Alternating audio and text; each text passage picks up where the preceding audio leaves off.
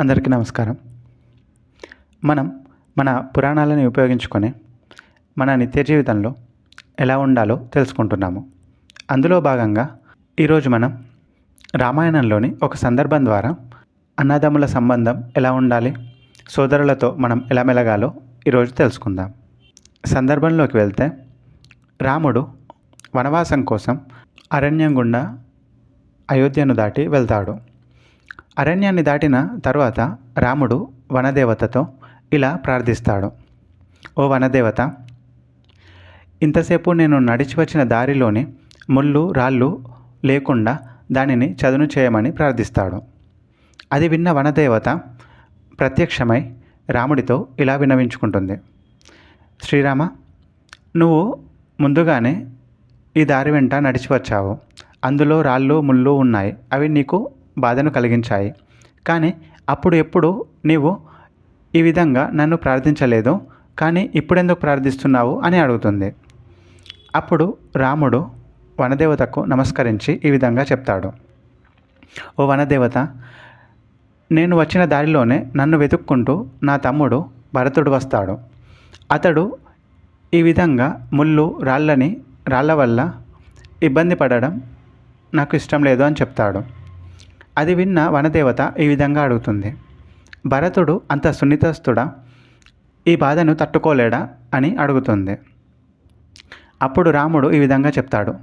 నా తమ్ముడు భరతుడు చాలా ధైర్యవంతుడు, చాలా గొప్పవాడు. తను ఈ ముళ్ళని రాళ్ళని భరించగలడు.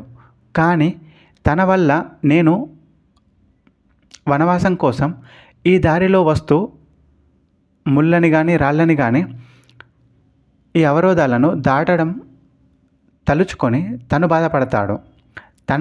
తనకు బాధ కలుగుతుందని కాదు, నాకు ఎక్కడ బాధ కలిగిందో అనేసి తను బాధపడతాడు. తను బాధపడకుండా ఉండాలంటే నేను వచ్చిన దారి అంతా చక్కగా ఉంది అని తను అనుకోవాలి. అందుకోసం నువ్వు ఈ దారిని చదును చేస్తావని నా ప్రార్థన అని అడుగుతాడు. చూశారుగా, ఈ సందర్భంలో రాముడు తను బాధపడితే తన మూలంగా తన తమ్ముడు కూడా బాధపడాల్సి వస్తుంది అనేసి, తన తమ్మునికి బాధ కలగకూడదు అని ఒక గొప్ప ఆలోచనతో తను భరించిన ఆ కష్టాన్ని తన తమ్ముడు కూడా భరించకూడదు అనేసే ఉద్దేశంతో అడవిలోని ముళ్ళు రాళ్ళు తగలకుండా వనదేవతని ప్రార్థిస్తాడు. ఈ విధంగా మనం నార్మల్గా చూస్తూ ఉంటాం బయట. కొంతమంది ఆస్తి విషయంలో కానీ, ఏదైనా పని విషయంలో కానీ, సోదరులతో కానీ, స్నేహితులతో కానీ గొడవ పడుతూ ఉంటారు. అలాంటి సందర్భంలో తన వల్ల మనకు బాధ కలిగినా కానీ మనం ఎలా వ్యవహరించాలి, వారితో ప్రేమగా ఎలా ఉండాలి అనేసి ఈ సందర్భంలో మనం తెలుసుకోవచ్చు. భరతుడి కారణంగానే ఒక విధంగా రాముడికి ఈ పరిస్థితి వచ్చింది.